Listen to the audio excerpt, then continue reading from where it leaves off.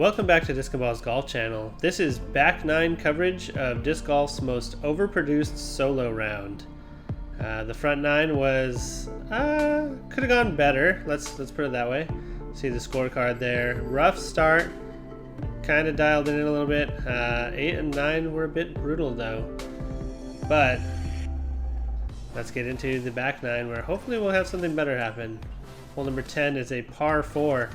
590 feet. If you can clear that initial gap and get out here somewhere, it's usually, fairly easy to par. If you can get up between the trees here with your drive, you are in great position for a birdie. Around the basket, it gets a little narrower. The edge of that green behind on the right side is well inside circle 1. Going to Metal Flake Destroyer. And that's probably the second worst thing you can do. Not turn it over enough. The worst thing would probably be to throw it out of bounds into the baseball fields. Costing yourself a stroke and usually blocking yourself off. But this is why it's just not much of a line. An aircraft, Nope, it's not a thumber, dude. Forehand roller. Doesn't look optimal, yeah. It went pretty much straight across the fairway. The chain link is always in your head as you release here. That Metal Flake Destroyer again.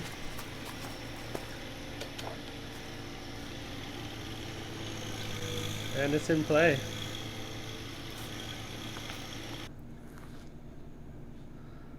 What's this distance? 94 feet. This is runnable range with the bird, trying to save the par.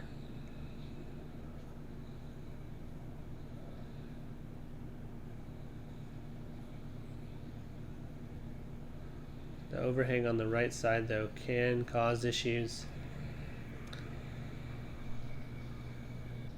Just not committed enough. didn't want to flirt with that right side, and so that'll leave about 15 or 16 feet for the bogey. I completely blocked the catch cam with my ass there. Oh, also fuck that mosquito. Ooh. Almost snuck out the right side, but that is a bogey, so could have been worse. Hole 11 is a par 3. 210 feet. Right up the middle is a line. No one uses it because it's not very good. You can see a lot of left and right lines. Where the drone's going is not a real place.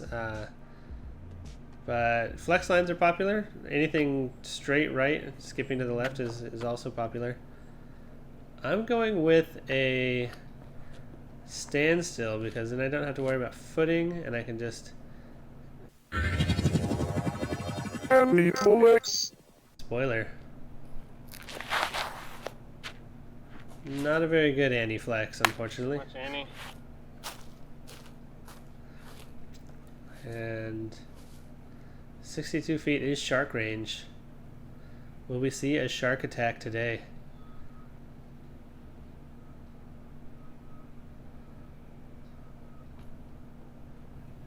Oof. Not quite. It's fine. It'll par though. It'll par. Pars are not the worst. You do want to get the par 3s on this course when you can, because some of the par 4s will eat you up. Speaking of, hole number 12, 544 feet with a very weirdly positioned tee pad. You kind of have to throw a hyzer flip to get a straight shot down this fairway. Or a forehand. Forehands are a little weird though, right-handed. If you can get up here, it's amazing. If you can get around this corner, that is not that corner, this corner, you could potentially get a birdie, but getting to that point requires an astounding first shot. Here's Feels like the wrong disc. a little bit of that angle. I actually angled it down the fairway with the camera here, so. But from the pad, you have to get around that first tree. And it's easy to do that.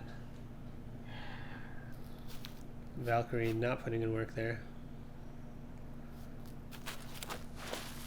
Trying to flex something around that corner. Get it over enough. No dice. Yeah, if you can throw something that skips around the corner, you'll have a lane to save par potentially from that position. But if you end up short, yeah, you have to fight these bushes and vines, and this is the roughage that'll get you bleeding. Trying to find some footing.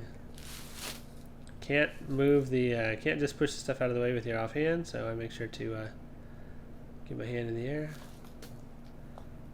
Awkward roller, but executed well. That's a bogey opportunity. Bogey save opportunity, I should say. Managed to get out of there without much blood loss. Waving the VIP harp at the camera so I knew what I was throwing.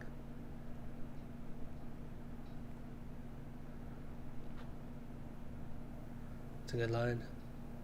Great line, and that is just about what you like. But yeah, apparently I'm not impressed. Just oh, ho-hum bogey.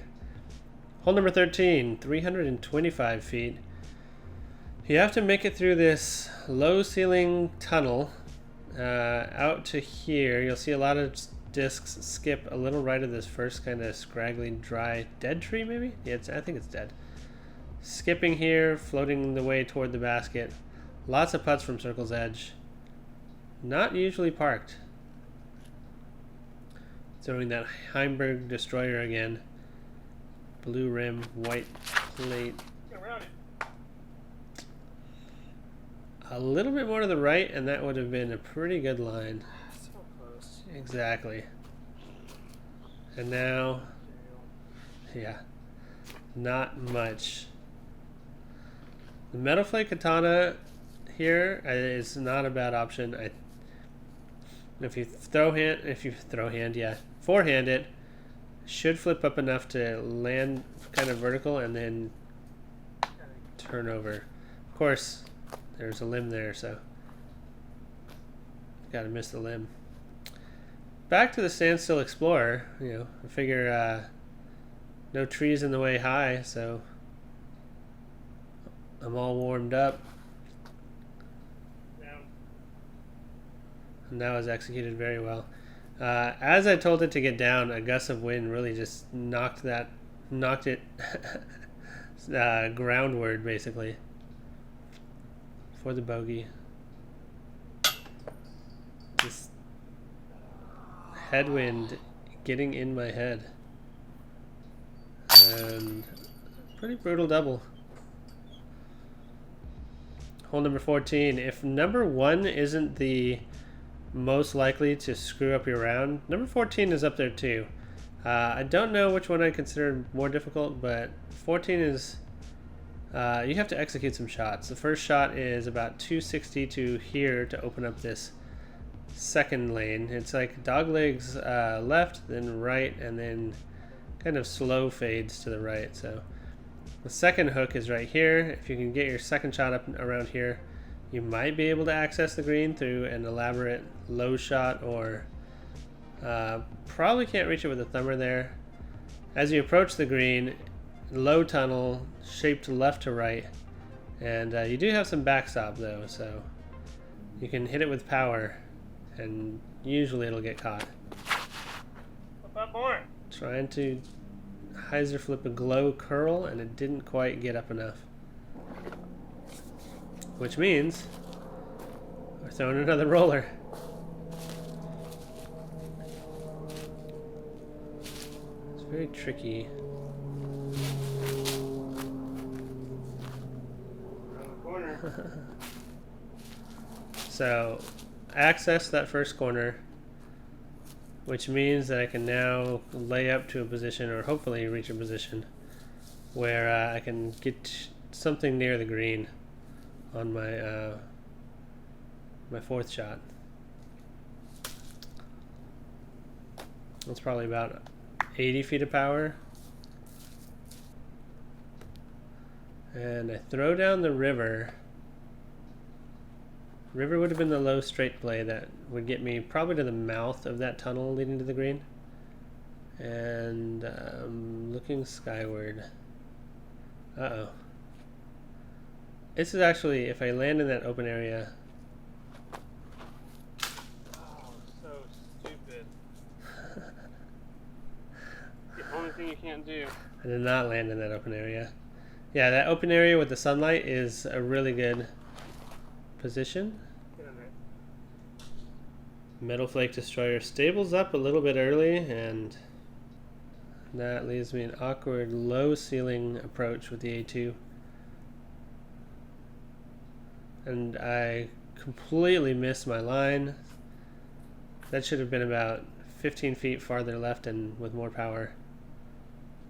Leaves a little bit of a tester to save double. No, dude! Frustration coming out there. This course will compound issues.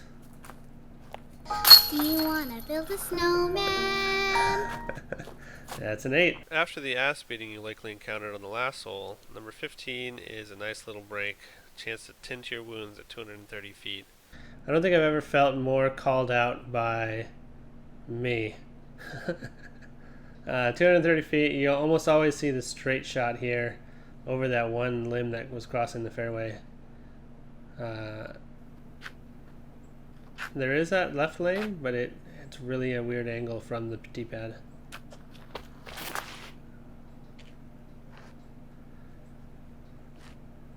Didn't quite stable up the way I hoped. Exactly. Yeah, if it stables up a touch more and gets a little skip, that would have been inside bullseye. Getting impatient, going with the harp instead of taking the safe layup.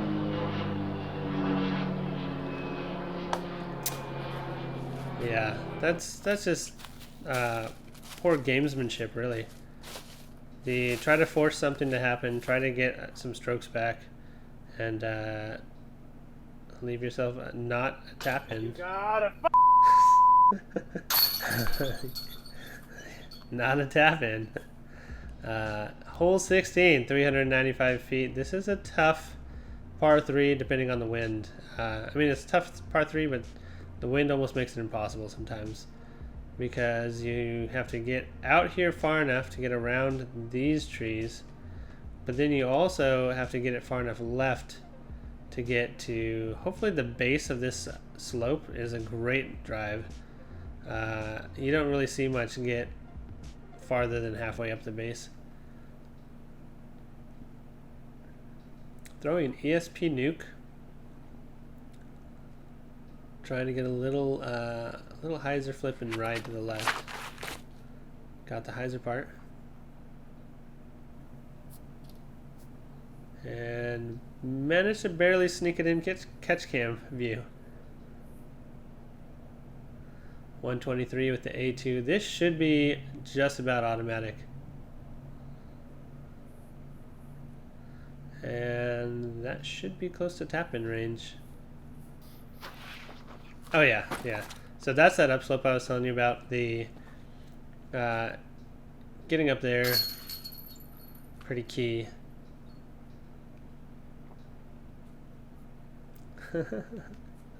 Little golf clap. Hole 17, 630 feet. It is, you throw something as far as you can down this gap.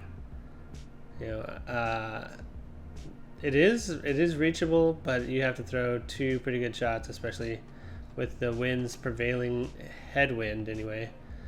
This tree, I think these 2 trees here in the middle of the fairway are about 230 to 240 to the basket, if I recall.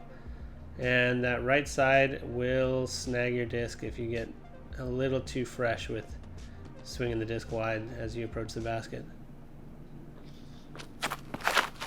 Good pull with the Destiny. And as it got out of that tunnel and got exposed to the wind, it just kind of got its right side pushed down, and that's why it kind of burned out early. Got the glow curl again.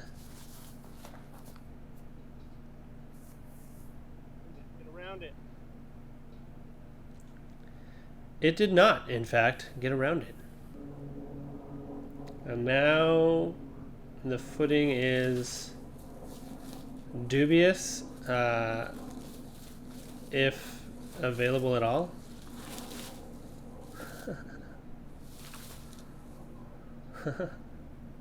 So I was like, well, definitely gonna have to lift the foot up, otherwise it's a blatant foot fault. But I'm trying to find anywhere I can swing my arm. Oh, yeah, no, that's not a real gap.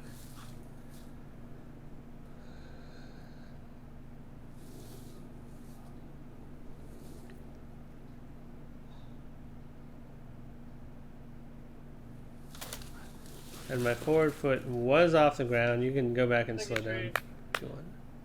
Fuck you, that's Yeah, that tree's a bastard. But yeah, go back and slow it down. Right foot's off the ground, so good throw. And saves the par.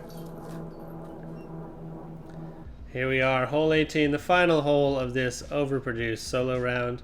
712 feet. It's probably only 120 or so, 130 maybe, through this, you know, to the mouth of this tunnel, or exit of this tunnel. If you can get out here, as long as you're not behind this bush on the right, you've got a good line to the green. It's still a long toss, but it's doable.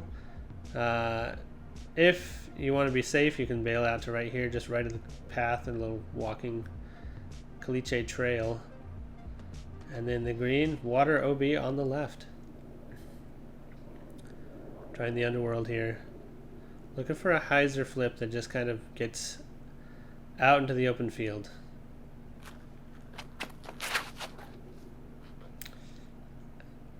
just a touch low. It almost gets to the open field. I guess that kind of counts. Play some pre-shot shadow magic. There's a star Valkyrie there. No, not that much trouble. Fuck, you didn't even throw it. I thought it was going toward the water, and then I realized I'm a billion feet short of it. And Heimberg Destroyer from about 300 down, tailwind right to left. Ooh, turned it over a little. Safe. Tombstone on the side of the. I got away with one here. That normally is not a happy ending. You see, earth underneath, the completely surrounded by water is OB right there. So I get my 3 feet, 1 meter. Kind of awkward footing because it was not quite soggy. To save the par after that really mediocre first shot. Oh, and it stays in. Rattled around a little bit, but there we go. So a decent, I wouldn't say strong finish, but a decent finish to the round. So thank you for watching. It was a grind, about probably 3 hours of video, 3 hours of recording, probably close to 10 hours per 9 of editing. So yeah, about 28 hours of effort to go into these 18 holes. So I appreciate you sticking around. As always, thank you for watching, and hopefully I see you on the course.